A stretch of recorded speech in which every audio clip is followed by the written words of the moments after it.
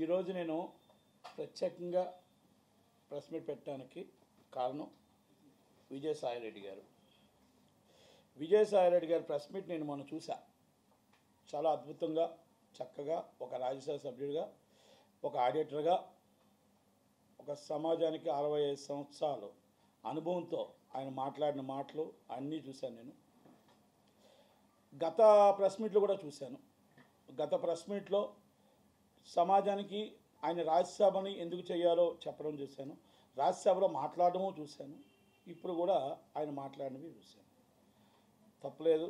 చాలా ఆయన ఆవేశాలతో మాట్లాడడంలో తప్పలేదు. ఎందుకంటే ఆయన మీద అబండాలు వేశారు. అన్యాయంగా ఆయన మాట్లాడుతున్నారు కాబట్టి ట్రోల్ చేస్తున్నారని ఉద్దేశంతో ఆయన అన్నాడు అనేది ఆయన అంటున్నాడు. కానీ నేనేమంటున్నానంటే, అయ్యా విజయసాయిరెడ్డి గారు, మీరు రాజ్యసభని ఎందుకు మర్చిపోయారు? మీరు రాష్ట్రానికి షాడో ముఖ్యమంత్రి, ఒకప్పుడు షాడో ముఖ్యమంత్రిని ఎందుకు మర్చిపోయారు? మరి మీరు అన్నీ మీకు తెలుసుండి మొత్తం టోటల్గా చక్రం తిప్పిన మీరు ఈరోజు ఒక విలేకరులను కానీ వాళ్ళని కానీ ఒరే గిరే అని మాట్లాడడం, ఇది మీకు సమస్యమా? మీకు తగునా అని అడుగుతున్నా. ఎందుకంటే మీరేం బాలాకుమారుడు కాదు. 16 ఏళ్ళ బాలాకుమారుడు అని మేము అనుకోవట్లే. మీరు 65 సంవత్సరాల మీరు తాతగారనే మేము అనుకుంటున్నాం. కానీ మరి వాళ్ళు చెప్తున్న మాటలు, వాళ్ళ హస్బెండ్ చెప్తున్న మాటల్ని, మీరు చెప్తున్న మాటల్ని అవి కొన్ని పరిగణలోకి తీసుకుంటే మీరు తాతగారా బాలాకుమారుడా అనేది జనాలకు అర్థం కావాలి. అర్థం అవ్వడానికి ఆ విలేకరులు అడుగుతున్న ప్రశ్న అది. ఆ ప్రశ్నకి నేను కాదండి, ఇది నేను నిరూపించుకుంటాను, నేను ఇలా కంపల్సరీ దీన్ని నా సాక్ష్యాలు నా మీద లేవు, అన్యాయంగా ఇరికిచ్చారు, నన్ను టీడీపీ వాళ్ళు ఇరికిచ్చారా, వైసీపీ వాళ్ళు ఇరికిచ్చారా, లేకపోతే మీ కుటుంబ సభ్యులు ఇరికిచ్చారా అనేది చెప్పుకోవాల్సిన బాధ్యత మీకుంటుంది. యాజ్ అ పబ్లిక్ పర్సన్ మీరు ఆల్రెడీ పబ్లిక్లో రాజ్యసభ సభ్యుడిగా ఎన్నికయ్యారు. విశాఖపట్నాన్ని దోచుకోవడానికి తయారయ్యారు. తర్వాత మిమ్మల్ని భరించలేక జగన్మోహన్ రెడ్డి గారు నెల్లూరుకి పంపించారు. ఇవన్నీ వాస్తవాలెంతో ఆ అమ్మాయి ప్రసన్న అన్న హస్బెండ్ చెప్పినవి కూడా వాస్తవాలే అని కనిపిస్తున్నాయి. ఇది నేను చెప్పట్లేదు, ఇది సోషల్ మీడియా చెప్పట్లేదు. విలేకరు లెవెల్లో కూడా మిమ్మల్ని వచ్చి ప్రత్యేకంగా మీకోసం ఒక టోటల్గా ½ అన్ అవర్ ప్రోగ్రామ్ ఎవరో చేయలేదు. ఆయన చెప్పిన ప్రోగ్రామ్కి మీరు చెప్పిన ప్రోగ్రామ్కి దరిదాపులో ఉన్నాయి. నేను 2 విషయాలు అడుగుతా. ప్రసన్న గారు ఎందుకు సస్పెండ్ అయ్యారు? శాంతి గారు ఎందుకు సస్పెండ్ అయ్యారు? శాంతి గారు సస్పెండ్ అవ్వడానికి, శాంతి గారు ఇంతకుముందు చేయడానికి వైజాగ్ కొన్ని కార్యక్రమాల్లో ఆమె పాత్ర ఏంటి, మీ పాత్ర ఏంటి, మీ పాత్ర అభినయం ఏంటి, అసలు ఆమెకి మీకు సంబంధం ఏమిటి? సంబంధం అంటే వేరే విధంగా అనుకోవద్దు విజయసాయిరెడ్డి గారు. మేము అడుగుతుంది, ఆమె అన్నది ఒక ఎంపీ గారిని కలగకూడదా? 100% కలవచ్చు. ఒక ఎంపీగా మీరు అన్నారు, ఎంపీగా నేను ఆ అమ్మాయి అడిగిన దానికి నేను హెల్ప్ చేయకూడదా అని అన్నారు. 140 కోట్ల మందికి రాజ్యసభ సభ్యులు మీరు, నాట్ ఓన్లీ వన్. కనుక 140 కోట్లలో ఎంతోమంది వస్తారు, ఎంతోమందికి మీరు హెల్ప్ చేస్తూ ఉండాలి. కానీ ఆ హెల్ప్ల్లో కూడా కొన్ని హద్దులు దాటకూడదు. ఎందుకంటే మీరే అన్నారు, మేము అనలేదండి ఇది, మీరు ఒక్కసారి రిపీట్ చేసుకోండి మళ్ళీ మీ దీంట్లో ప్రెస్ మీట్లోనే. వాళ్ళ హస్బెండ్ మా దగ్గరికి వచ్చాడు, హస్బెండ్ ఏదో అమెరికా వెళ్తాను అన్నాడు, స్కాలర్షిప్ కోసం మా వాళ్ళు హెల్ప్ చేయమని అడిగాను అన్నారు. మీకు ఇంట్రెస్ట్ లేకపోతే ఆ హస్బెండ్ అమెరికా పంపించే ఆలోచన మీరెందుకు చేస్తారు? మీకు ఇంట్రెస్ట్ లేకపోతే మీ హస్బెండ్ని మీకు స్కాలర్షిప్ కోసం గవర్నమెంట్ సొమ్ముని ధారాదత్తం చేయడానికి మీరెందుకు చేస్తారు? ఇది నేను మాట్లాడలేని మాట సార్. మీరు మాట్లాడి, మీ నోటుతో మాట్లాడి మీరే హెల్ప్ చేయమని అడిగారు. అంటే 140 కోట్ల మంది జనంలో ఆయన వాళ్ళ హస్బెండ్, శాంతి గారు హస్బెండ్ ఒక్కలే కనబడ్డారా మీకు? వాళ్ళ కుటుంబంలో మొత్తం టోటల్గా నీరు పోసారు. ఓకే, ఆమె 4 కోట్ల బిల్డింగ్ కొన్నదా, కొనలేదా, ఆమె ఆస్తులు ఏంటి, గతం ఏంటి, ఇవన్నీ పక్కన పెట్టేసేయండి. మీకు ఆమెను అక్కడ తీసుకొచ్చి వేయడం ఏంటి, ఆమె సస్పెండ్ చేయడం ఏంటి, ఇవన్నీ కూడా మీ పాత్రలు లేవా? నేను వేరే విధంగా వెళ్ళట్లే. అలాగే మీది ఇంకొకటి ఉంది. అంటే ఇలాంటివి చూసుకుంటే మీ బాలాకుమారుడిగా మీ మీద ఒక అభియోగాలు ఉన్నాయి. ఏమని? అసలు 16 ఏళ్ళ బాలాకుమారుడిగా ఏ ఆడపిల్ల కనబడినా ఫస్ట్ హెల్ప్ చేసేది మీరేనంట. టోటల్గా helping nature is a Vijayasaireddy గారు is grateful only all for ladies, only అమ్మాయిలు మాత్రమే అనేది మీకు పేరు, మంచి పేరు ఉంది. ఇది ఈరోజు కాదు, రాజ్యసభ కాకముందు నుంచి ఉంది.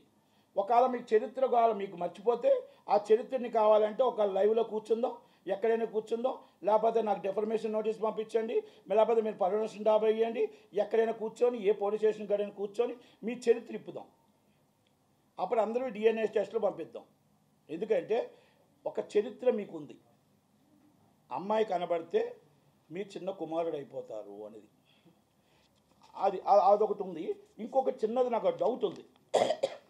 ఇప్పుడు సింహాచలం దేవస్థానంలో ఒక 28 సంవత్సరాల అమ్మాయి గెడ్డం ఉమ్మగారు, ఆమెని ఏ ప్రాథమిక ప్రకారం మీరు ఆ ట్రస్ట్ బోర్డులో 100% అనర్హురాలు, ఆ ట్రస్ట్ బోర్డులోకి ఎలాగ వేసారు? ఓకే, తర్వాత అవన్నీ మొత్తం టోటల్గా రచ్చరచ్చ అయ్యి మళ్ళీ సస్పెండ్ అయ్యి జీవో కూడా ఇది.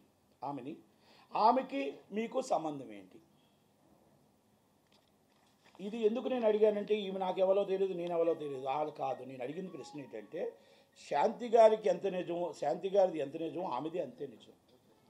ఆమెది కూడా ఆ ట్రస్ట్ బోర్డులోకి ఎవరేసారు ఎంక్వైరీ చేయాలి. ఆ ట్రస్ట్ బోర్డులోకి అసలు వేయటానికి 28 సంవత్సరాల లోపు వేయటానికి మన అన్య మతాలు ఒప్పుకోవు కదా. మరి హిందూ మతం వాళ్ళంతా ఏం చేస్తున్నారు? మరి బీజేపీ వాళ్ళు వీళ్ళతో ఎందుకు రాసుకొని పూసుకొని తిరుగుతున్నారు? నెంబర్ 1. రెండోది, ఆ అమ్మాయిని ఎలాగేశారు? ఎందుకు మరి ఆ అమ్మాయిని సస్పెండ్ చేశారు? ఆ ట్రస్ట్ బోర్డు నుంచి ఎందుకు సస్పెండ్ చేశారు అనర్హురాలుగా?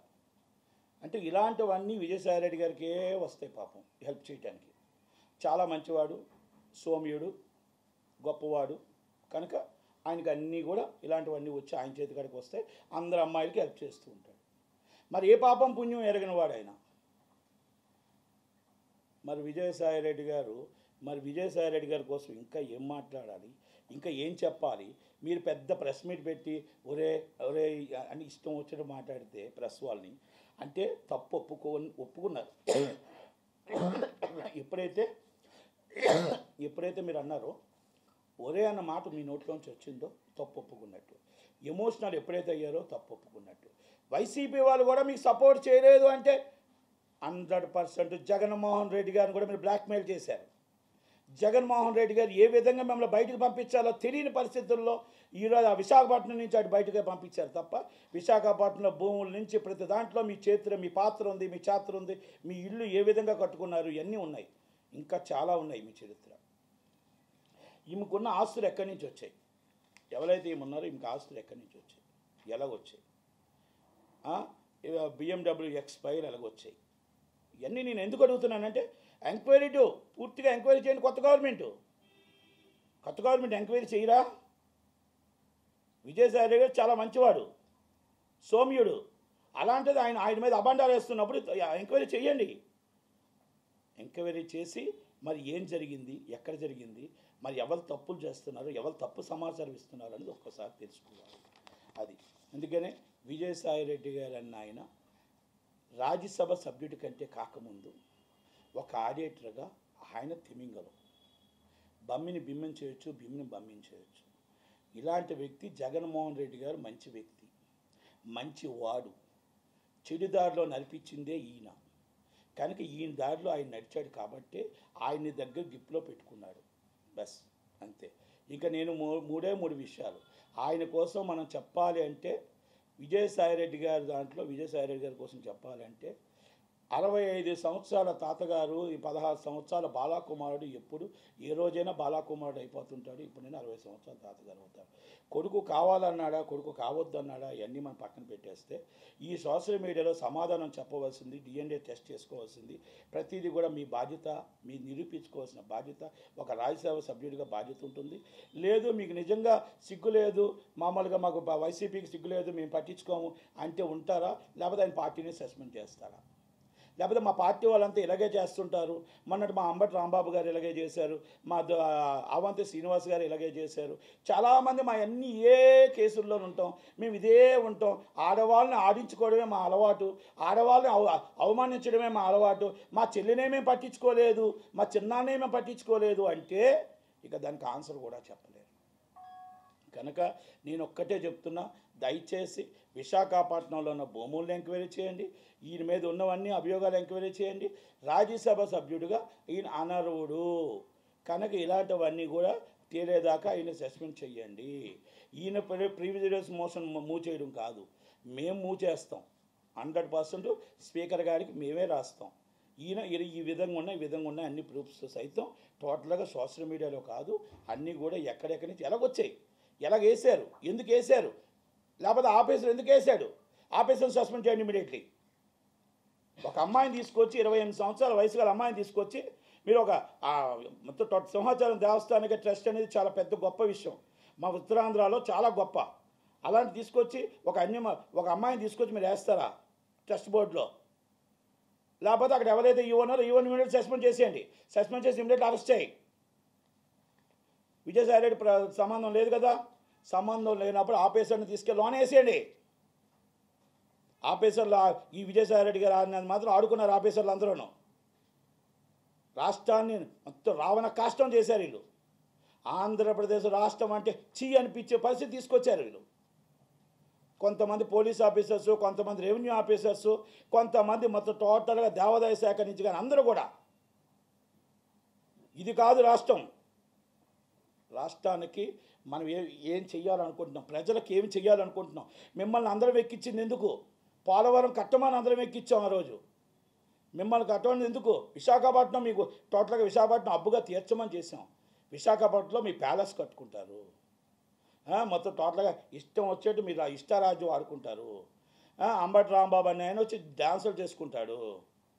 ఇదా మీరు మన రాష్ట్రాన్ని నడిపి మొత్తం తీసుకొచ్చి మొత్తం టోటల్ కొన్ని కోట్ల రూపాయలు, కొన్ని వందల కోట్ల రూపాయలు ఒక్కొక్కరు అనుచరులు.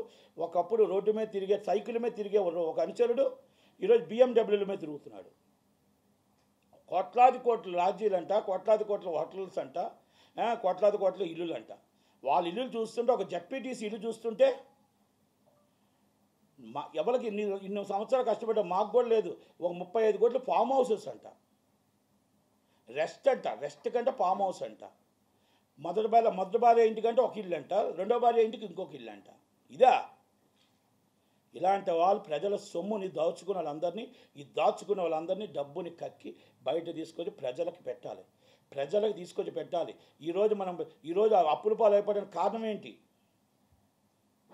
మళ్ళా దానికి ఏదో చెప్తాడు ఆ పేరు నాని గారు. ఈ పేరు నాని గారికి పని పాటు ఏమీ లేదు, ఏదో చెప్తుంటాడు, కహానీలు చెప్తుంటాడు. కహానీ జహానీ, ఏం కహానీ జహానీ పేరు నాని? ఏం చెప్తావు నువ్వు విజయసాయి రెడ్డి కోసం? ఏం చెప్తావు? అది చెప్తావు ఖజానాలో డబ్బు లేదంట, 6 ప్యాక్స్ ఏం చేయలేకపోయారంట. 6 ప్యాక్స్ చేయడానికి నువ్వేమైనా మొత్తం టోటల్ ఆస్తులు ఇచ్చావా? ఆస్తులు అమ్మి తాకట్టు పెట్టి మీ ఇంట్లో సొంతానికి మార్చుకున్నారు.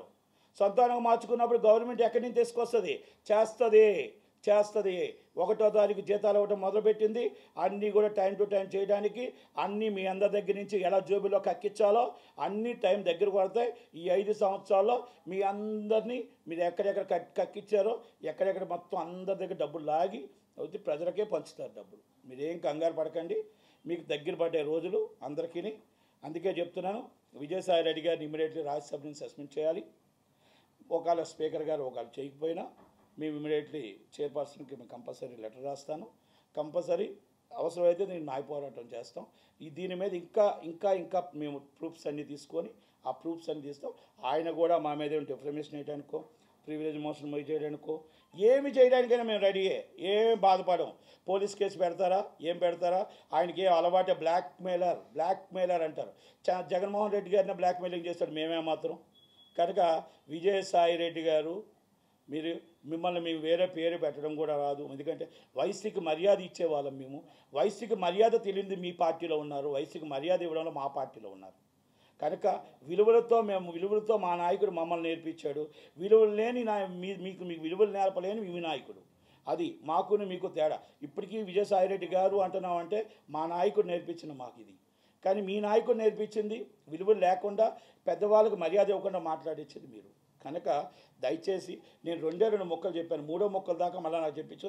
మీరు ఎవరైనా కౌంటర్ వస్తే ఆ కౌంటర్ తగ్గట్టు తగ్గిన దగ్గర ఉన్నవన్నీ మీకు మొత్తం బయటపెట్టి మొత్తం టోటల్గా చరిత్ర పుట్టల్లో బాలాకుమారుడి పేర్లు అన్నీ మొత్తం బయట పెడదాం. ఎందుకంటే కొంతమంది ఆడపిల్లల పేర్లు నేను బయట పెట్టడానికి నాకు ఇష్టం లేదు, నాకు అవకాశం కూడా లేదు, వద్దు కూడా. ఎందుకంటే ఇవన్నీ అఫీషియల్గా ఎందుకు నేను కూడా ఎలాగా అపాయింట్ అయింది, ఎలా సస్పెండ్ అయింది, దీనికి లింక్ ఏంటి విజయసాయి రెడ్డి గారికి అని మాత్రం అడుగుతున్నా. అది మాత్రమే అడుగుతున్నా నేను, ఇంకా ఏం అడగట్లా. ప్రసన్న గారి లింక్ శాంతి గారి లింక్కి ఈ లింక్కి ఏమైనా తేడా ఉంటుందా, లేకపోతే ఇయే సేమ్ లింకులు ఉంటాయా? ఇలాంటి లింకులు 100 ఉంటాయి, ఇంకా కోకోకోళ్ళు ఉంటాయి, 100 ఉంటాయి.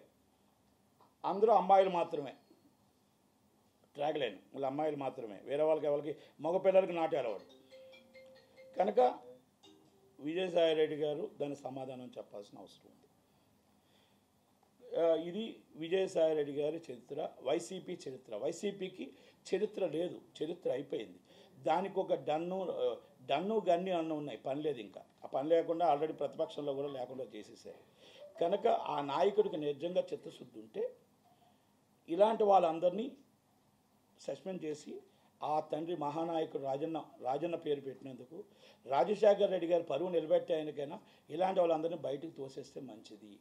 ఆయనకున్న పేరుని మీరు తీసుకొచ్చి బయట మొత్తం సర్వనాశనం చేశారని మాత్రం మేము చెప్పొచ్చు. అది ఇంకొకటి, ఇప్పుడు ఇక్కడ రాష్ట్రాల్లో మొత్తం టోటల్గా ఈరోజు ఏమవుతుందంటే, ఈ మొత్తం టోటల్గా ఆంధ్రప్రదేశ్ రాష్ట్రం కోసం వద్దాం, ఆంధ్రప్రదేశ్ తర్వాత తెలంగాణకు వస్తాం. ఆంధ్రప్రదేశ్ రాష్ట్రంలో ఇప్పుడు మనం అందరం కలిపి 3,43,000 మంది ఓట్లు వేసాం. 3,43,000 మందిలో 1,33,00,000 మంది మనకి దిగువ తరగతి వాళ్ళు, లేని వాళ్ళు. ఎస్, దాన్ని యాక్సెప్ట్ చేస్తాం. వాళ్ళందరికీ పెన్షన్లు ఇస్తున్నాం, అమ్మఒడి ఇస్తున్నాం, మళ్ళీ చదువు చెప్పిస్తున్నాం, ఎంతకాలంటే అది విద్య, ఇది మన టోటల్గా ఆరోగ్యశ్రీ కానీ అన్నీ ఫ్రీయే, ఇంక్లూడింగ్ సిలిండర్తో సైతం ఫ్రీ. ఆ తక్కువ 2,10,00,000 మందికి మొత్తం టోటల్గా 30 లక్షల మంది హైలీ క్వాలిఫైడ్, అంటే వాళ్ళు వ్యాపారాలు చేసుకొని బతకగలరు, నిలబడగలరు. మరి 1,80,00,000 మంది ఏ పాపం చేశారని చెప్పి వాళ్ళని నడి రోడ్డుపై మనం వదిలేస్తాం. వాళ్ళందరూ ఓటేశారు. ఈ 1,80,00,000 మంది ప్లస్ 5,40,00,000 మంది, ఇంకా కొంతమంది ఓటుకు రాలేకపోవచ్చు, లేకపోతే ఏమి రావచ్చు, మన ఓటర్లే. వీళ్ళందరూ ఏంటంటే చెప్పుకోలేరు బయటికి. ఈరోజు ఆకలితో ఉన్నావా, ఈరోజు మనం బట్టలు వేసుకున్నావా, ఈరోజు బండిలో పెట్రోల్ ఉందా లేదా, ఇంట్లో మన తిండి ఉందా లేదా, బియ్యం ఉన్నాయా లేవా, పిల్లల్ని ఆకలితో పెట్టగలరే తప్ప బయటకు వచ్చి మాకు ఇది ఇవ్వండి, మాకు ఇది చెయ్యండి అని చెయ్యి చాపి అడుక్కోలేని పరిస్థితుల్లో ఈ 1,80,00,000 మంది ప్రజల మధ్యతరగతి కుటుంబీకులు ఉన్నారు. వాళ్ళని మనం ఎందుకు గుర్తించట్లేదు? వాళ్ళకు 80 రూపాయలు బియ్యం ఇస్తున్నాం, మనం పేదవాళ్ళకి వచ్చి రూపాయి బియ్యం ఇస్తున్నాం. 80 రూపాయలకి రూపాయికి బియ్యం ఎంత ఉంటుంది? ఒక్కసారి మన నూనె వచ్చి వాళ్ళకి రూపాయికి ఫ్రీ, రూపాయికి ఇస్తాం, రూపాయికి 10 రూపాయలకి ఇస్తున్నాం. మనం వాళ్ళకి చూస్తే 200 రూపాయలకి ఇస్తున్నాం. అంటే ఇదంతా మనం అబ్నార్మల్ రేట్స్ చేస్తే ఒక మనిషి, సగటు మనిషి బతకడానికి మొత్తం మనిషికి 15,000 రూపాయలు కావాలి ఇంటి రెంట్తో. ఆయన ఫ్యామిలీగానే అయితే 22,000 కావాలి, పిల్లలు అయితే 30,000 రూపాయలు కావాలి, పిల్లలు పెద్ద అవుతూ ఉంటే వాళ్ళ చదువులకి వాటికి కలిపి 45,000 కావాలి. మరి ఈరోజు జీతాలు ఎక్కడి నుంచి వస్తున్నాయి? 45 నుంచి 60,000 రూపాయలు మామూలు పెద్ద అయితే జీతాలు, మినిమం మెయింటెనెన్స్ కావాల్సి వస్తున్నప్పుడు ఈరోజు మనకు జీతం ఎంత వస్తుంది? మినిమం 15,000 రూపాయల నుంచి, చిన్నగా చదువుకునే వాళ్ళకి 15,000, మామూలుగా చదువుకునే వాళ్ళకి హై క్వాలిఫై అయిన వాళ్ళకి మొత్తం 60,000, 50,000 జీతాలు వస్తున్నాయి. చాలా జీతంతో చదువులే పిల్లల్ని చదివించుకోవాలా, ఆ విద్య ఆరోగ్యమే చూపించుకోవాలా? మరి ఏమీ చూపించుకోకుండా గ్యాస్ సిలిండర్ 1,200 రూపాయలకే కొనాలా, 200 రూపాయలకు కందిపప్పే కొనాలా? మరి వీళ్ళందరూ ఏం పాపం చేశారని ఇంత డబ్బు చేసి ఒకవేళ డబ్బు సరిపోతే ఎవరికి చెప్పుకోలేక ఆ తల్లిలో తండ్రి ఒక పూట తినక, ఒక పూట తిని ఆ తల్లికి ఆ పిల్లల్ని చదివించుకొని ఆ ఆరోగ్యంలో కానీ ఆ దేవుని ఆరోగ్యం బాగాలేకపోతే ఆ నెలంతా పస్తుండి ఆ ఆరోగ్యశ్రీ లేక, ఇన్సూరెన్సులు లేక, ఏమీ లేక, మరి ఆ పిల్లలు ఆ డబ్బు అంతా అటు వెళ్తూ ఉంటే, ఆ డబ్బు వెళ్తున్న నెల రోజులు వాళ్ళందరూ ఆకలితో ఉంటే మనకి వాళ్ళని మనం పట్టించుకోమా? గవర్నమెంట్లు ఏదైనా సరే, తెలంగాణ అవ్వచ్చు, ఆంధ్ర అవ్వచ్చు, వాళ్ళు మనం ఏం పాపం చేశారు? మధ్యతరగతిగా పుట్టారని. మధ్యతరగతి కుటుంబీలుగా పుట్టడమే తప్ప పాపమా? వాళ్ళ మీద మనం ఎందుకు పట్టించుకోవట్లేదు? మిమ్మల్ని సిలిండర్ ఫ్రీ అడగట్లేదు వాళ్ళు, మీరు 400 సిలిండర్ ఇవ్వండి. మిమ్మల్ని పప్పు 200 రూపాయలకి అడగట్లా, రూపాయికి అడగట్లా, 50% రేట్లో ఇవ్వండి. మీరు బియ్యం రూపాయికి అడగట్లా, మీరు 50 రూపాయలకి ఇవ్వండి. ఒక రేటు చేసి ఆ మధ్యతరగతి కుటుంబీకులను కాపాడండి. ఆ మధ్యతరగతి కుటుంబీకులు మిమ్మల్ని ఫ్రెండ్స్ని అడగట్లా, ఆ మధ్యతరగతి కుటుంబీకులు మిమ్మల్ని అమ్మఒడి అడగట్లా. విద్యా వైద్యం ఫ్రీ చేయండి. విద్యా వైద్యంకి అక్కడ కులమత భేదాలు పెట్టొద్దు. గొప్పవాళ్ళు పేదవాళ్ళు, లేనివాళ్ళు ఉన్నవాళ్ళు మాత్రమే పెట్టండి. విద్యా వైద్యం ఈ రెండు ఫ్రీ చేయండి. ఆ రెండు ఫ్రీ చేస్తే సగటు ప్రజలందరూ బాగుపడతారు. దయచేసి ఈ మధ్యతరగతి కుటుంబీకులు మాట్లాడండి. వాళ్ళందరూ రాజకీయ నాయకులు, వాళ్ళని పట్టించుకోండి. ఎంతసేపు మీకు వచ్చిందా, మీకు అమ్మఒడి వచ్చిందా, మీకు మొత్తం రుణమాఫీ వచ్చిందా, అది కాదు వచ్చేది. ఈ మధ్యతరగతి కుటుంబీకులే ఈరోజు సాయంత్రం 4 గంటల నుంచి రాత్రి 1 గంట దాకా ఓటేసింది మధ్యతరగతి కుటుంబీకులే. ఎందుకు ఓటేసారో తెలుసా? మన ఆంధ్రప్రదేశ్లో మన పిల్లలు మన దగ్గరికి వచ్చి చదువుకుంటారు, పరిశ్రమలు వస్తాయి. మనం ఎక్కడో బెంగళూరులో నా పిల్లలు చదువుకోవద్దు, ఎక్కడో చెన్నైలో నా పిల్లలు చదువుకోవద్దు, ఎక్కడో హైదరాబాద్లో నా పిల్లలు చదువుకోవద్దు. నా పిల్లలు నా కళ్ళ ముందు చదువుకోవాలంటే పరిశ్రమలు కావాలి, చంద్రన్న రావాలి, పవన్ కళ్యాణ్ గారు రావాలి. అందుకనే 4 గంటల నుంచి 1 గంట దాకా నీళ్ళు లేకుండా పాలు లేకుండా కూర్చోబెట్టి ధనామధన ఓట్లు వేసుకుంటూ వెళ్ళారు అంటే ఆ మధ్యతరగతి కుటుంబీకులే. మా పిల్లలు ఇక్కడ చదువుకుంటే మా ముందు బతుకుతారు. చాలా జీతంతో ఎక్కడో హైదరాబాద్లో, ఎక్కడో చెన్నైలో, ఎక్కడో గల్ఫ్లో బతకొద్దు. మా రాష్ట్రంలో మేము గర్వంగా బతుకుతాం. మాకు పరిశ్రమల్లో మాకు జీతాలు ఇవ్వండి, ఉద్యోగాలు ఇవ్వండి, పరిశ్రమలు రప్పించండి అని చంద్రబాబు గారిని గెలిపించారు. కాబట్టి ఈ మధ్యతరగతి కుటుంబీకులకి మనం 1200 మన సిలిండర్ ఇచ్చి 380 రూపాయలు మొత్తం టోటల్గా వాళ్ళందరికీ ఫ్రీగా ఇవ్వడం అనేది కరెక్ట్ కాదు. దయచేసి ఒక సబ్సిడీ రేటు పెట్టండి. ఆ సబ్సిడీ రేట్లో మనం భరించుతామా, ఏం చేస్తామా, ఎలా చేస్తామా, ఏ విధంగా మనం రాబడి పెట్టుకుందాం, ఏ విధంగా చేసుకుందాం అని ఒకటి పెట్టుకోవాలి. అవన్నీ మనం పెట్టుకుని మధ్యతరగతి కుటుంబీకులను కాపాడాలి. ఇన్కమ్ పెరగడానికి మీరు 2 విషయాలు చేసుకోవాలి. మీరు దాన్ని వదిలేస్తున్నారు. ఇన్కమ్ పెరగడానికి వదిలేస్తున్నారు. ఈ మధ్యతరగతి కుటుంబీకులమే పడిపోతున్నారు. మీకు ఈరోజు చెప్తున్న మార్కెట్లో విశాఖపట్నంలో మద్దిరిపాలెం అనే సెంటర్లో 3 లక్షల రూపాయల గజం ఉంటే 3 లక్షల గజం ఉంటే ఆ 3 లక్షలకి గవర్నమెంట్ వాల్యూ 50,000 కడుతుంటే 2,50,000 బ్లాక్ మనీ ఇవ్వని మీరే కదా ప్రోత్సహిస్తుంది. 3 లక్షల రూపాయలకి మీరు ట్యాక్స్ కట్టించుకోవచ్చు కదా. 3 లక్షలకి మీరు అప్గ్రేడ్ చేయొచ్చు కదా. మీ చేతుల్లో పనే కదా. 2,50,000 రూపాయలు బ్లాక్ మనీగా మనం ప్రోత్సహిస్తున్నాం గవర్నమెంట్. పంచాయతీల్లో మనం ఒక ఉదాహరణకి ఒక పంచాయతీలో 13,000 పంచాయతీలు ఉన్నాయి. 13,000 పంచాయతీలు ఉన్నాయి. 13,000 పంచాయతీల్లో దాదాపు ఒక పంచాయతీకి అది పంచాయతీ చట్టం ప్రకారం మనకు రావాల్సిన డబ్బు నెలకి ఒక పంచాయతీ మేజర్ పంచాయతీకి 22 లక్షలు రావాలి, ఒక స్మాల్ పంచాయతీకి 11 లక్షలు రావాలి. ఈరోజు ఆ పంచాయతీకి 50,000, 2 లక్షల రూపాయలు కూడా రావట్లేదు అంటే లంచాల రూపంలో వెళ్ళిపోతున్నది. రాజకీయ నాయకులు తింటున్నారా, ఆఫీసర్లు తింటున్నారా, ఎవరు తింటున్నారు? ఈ 13,000 పంచాయతీ నుంచి ఎందుకు ఈ డబ్బులు మనం కలెక్ట్ చేయలేకపోతున్నాం? మన దగ్గర మ్యాన్ పవర్ లేదా? మన దగ్గర చట్టం లేదా? చట్టంకే నేను కొత్తగా చట్టం చేయమని చెప్పట్లా. ఆ చట్టంలో మీకు ఉదాహరణకు ఒక థియేటర్ ఉంది, 1,17,000 ట్యాక్స్ని 2,000 రూపాయలు ట్యాక్స్ ఏ విధంగా వేస్తున్నారు? ఇది ఎక్కడ న్యాయం రా బాబు అని అడగలేకపోతున్నారా? ఇది చట్టం ప్రకారం 1952 చట్టం, పంచాయతీ చట్టమే అడుగుతుంది. ఆ చట్టం ప్రకారం మీరు ఎందుకు దాన్ని మానిటరీ చేయలేకపోతున్నారు? ఎందుకంటే మీ లంచాలు పోతాయి, మీ బ్లాక్ మనీ పోతుంది. అక్కడ బ్లాక్ మనీ పోవాలి, రిజిస్ట్రేషన్లో బ్లాక్ మనీలు పోవాలి. మీకు ఇన్కమ్ ఎక్కడి నుంచి వస్తుంది అప్పులు కాకపోతే? ఈ రెండింటి మీద పెట్టండి. ఈ మధ్యతరగతి కుటుంబీకులను కాపాడండి. ఇలా ఎన్నో ఉన్నాయి, పరిశ్రమలు ఉన్నాయి, జిఎస్టీలు ఉన్నాయి, మొత్తం టోటల్గా ఎన్నో రావాల్సిన ట్యాక్సులు ఉన్నాయి. అవన్నీ మనం మ్యాన్ పవర్ని పెట్టుకొని అన్ని దగ్గరుండి మనం లాక్కుంటే మనమేం చట్టాలు చేయాల్సిన అవసరం, పాత చట్టాలే ఉన్నాయి. ఇది నేను పవన్ కళ్యాణ్ గారికి ఎందుకు చెప్తున్నానంటే, పవన్ కళ్యాణ్ గారు పంచాయతీరాజ్ శాఖ చేస్తున్నారు కాబట్టి, అవినీతిమయంలో పంచాయతీరాజ్ శాఖ ఉంది కాబట్టి ఇది నేను చెప్పింది తప్పు అంటే నా మీద కేసు పెట్టండి. ఇది నేను చెప్పి నిరూపించలేకపోతే నా మీద ఏవైనా జైలుకు పంపించండి. నేను ఉదాహరణకి ఈ 2 అడుగుతున్నా. ఈ రెండిట్లు తీసుకొస్తే కొన్ని 100 కోట్లు వస్తాయి నెలకు ఆదాయం. నెలకి కొన్ని 100 కోట్ల నెలకు ఆదాయం వస్తే మనం ఈరోజు ఇవ్వాల్సిన ఈ కార్యక్రమాలన్నీ కూడా బ్రహ్మాండంగా ఇంకొకరిని అప్పు చేసుకోవాల్సిన అవసరం. మన రాష్ట్రం ధనిక రాష్ట్రం, అప్పుల రాష్ట్రం కాదు. అలాగే సేమ్ వర్తిస్తుంది తెలంగాణ. తెలంగాణలో మీరెందుకు చేయలేకపోతున్నారు? ఇవన్నీ మనం చేయాల్సిన తెలంగాణలో అవ్వచ్చు, ఆంధ్రప్రదేశ్లో అవ్వచ్చు. ఇవన్నీ కూడా మీరు చేయకపోవడం వల్ల ఈరోజు రాష్ట్రంలో బ్లాక్ మనీ రూపంలో తాండవం చేస్తూ, ఆ బ్లాక్ మనీ అనేది బయటకు వెళ్తూ, ఆ బ్లాక్ మనీ రాజకీయ నాయకుల్లో ఆటలో తిరుగుతూ మొత్తం టోటల్గా ఈరోజు 50 కోట్లు ఎలక్షన్స్కి అవుతున్నాయంటే కారణాలు ఏంటి? ఇవన్నీ కూడా ఆలోచించండి. మధ్యతరగతి కుటుంబీకుల్ని సర్వనాశనం అయిపోతున్నారు. ఇది నేను ఒక మాట, నా మాటగా మీరు ప్రతి ఒక్కరికి మీకు బాధ అనిపించిందంటే ఇది నిజం అనుకుంటే మీరు అందరూ చెయ్య కలపండి. సోషల్ మీడియాలో మీరు చెయ్య కలిపి మధ్యతరగతి కుటుంబీకులు కాపాడటానికి నిలబడండి. ఇది నేను చెప్పింది తప్పు అనుకుంటే దీంతో ఇక్కడితోనే వదిలేయండి. ఇది నేను మాట్లాడినవన్నీ తప్పు అనుకుంటే వదిలేయండి. మంచి అనుకుంటే ప్రతి ఒక్కరూ ఒక లైక్ చేసి ప్రతి ఒక్కరూ కూడా ఇది కరెక్ట్, మధ్యతరగతి కుటుంబీకులు కాపాడాలి అని అనుకుంటే మాత్రం దాని మీద ఒక లైక్ చేయండి.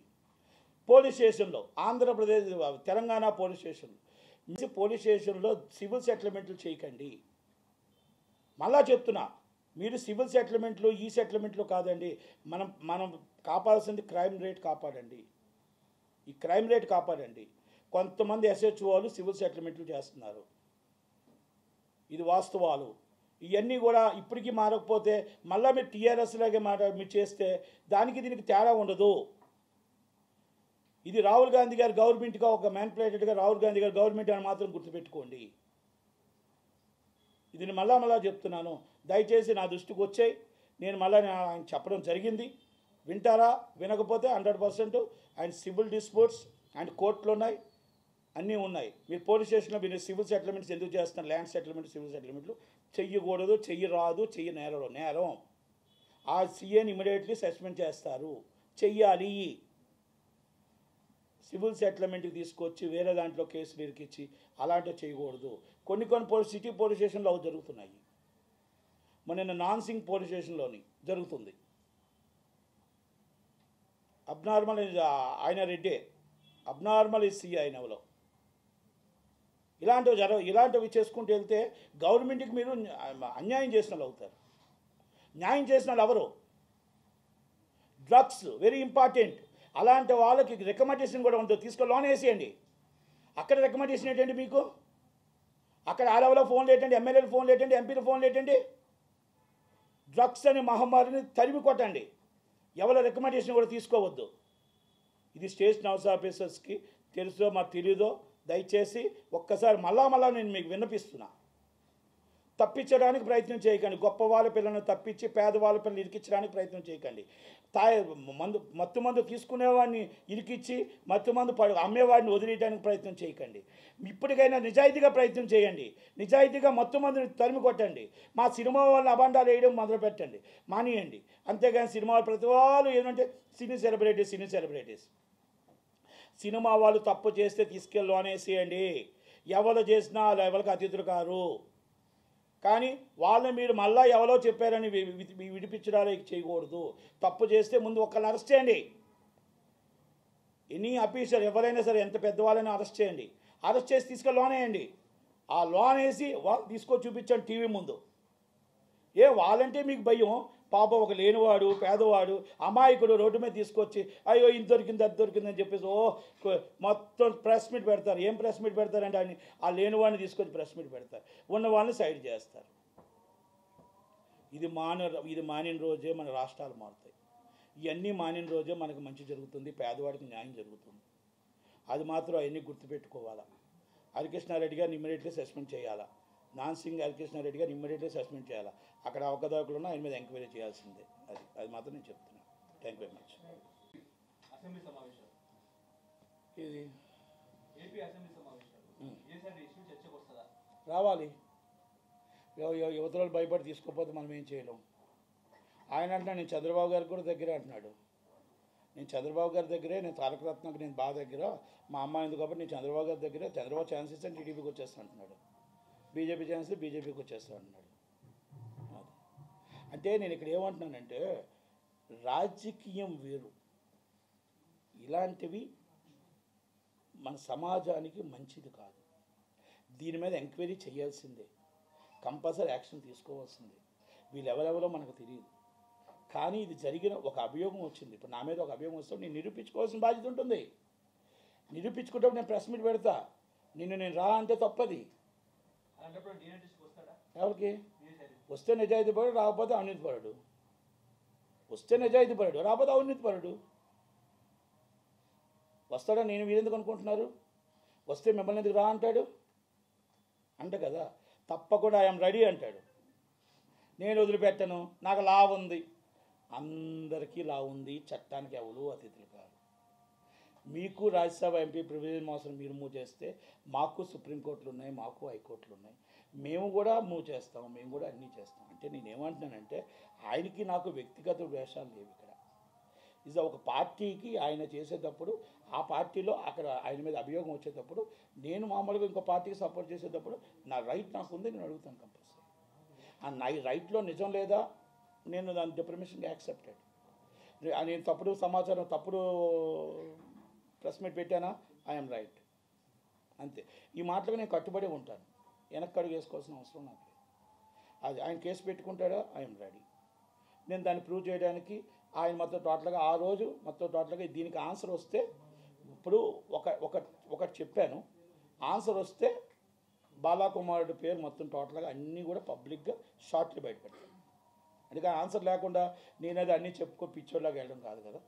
Okay, thank you. సరే, ఈ మధ్యకాలంలో చూసుకుంటే ముఖ్యంగా విజయసాయిరెడ్డి గారు రాజ్యసభ సభ్యుడు, అలాగే ఓయూలో ఇన్స్పెక్టర్, ఒక జర్నలిస్టులని మీడియాలో పనిచేసే వ్యక్తులను పట్టుకొని మీకు పని బాట లేదా మీరు అన్నట్టు అరే తురే ఒరే అనడము ఎందుకు, కల్చర్ ఎందుకు సార్ ఇట్లా మారుతుంది? ఆ డ్రెస్ అలా చేస్తుంది.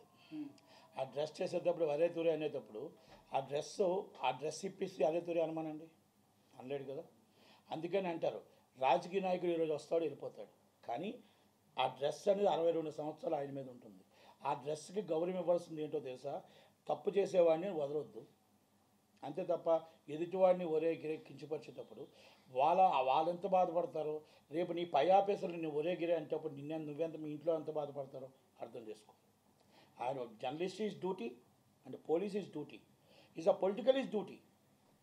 ఎవరైనా డ్యూటీయే చేస్తున్నారు, మీ డ్యూటీ మీరు చేస్తున్నారు, వాళ్ళ డ్యూటీ వాళ్ళు చేస్తున్నారు, వాళ్ళ డ్యూటీ వాళ్ళు చేస్తున్నారు. మిమ్మల్ని తిట్టే రైట్ వాళ్ళకి లేదు.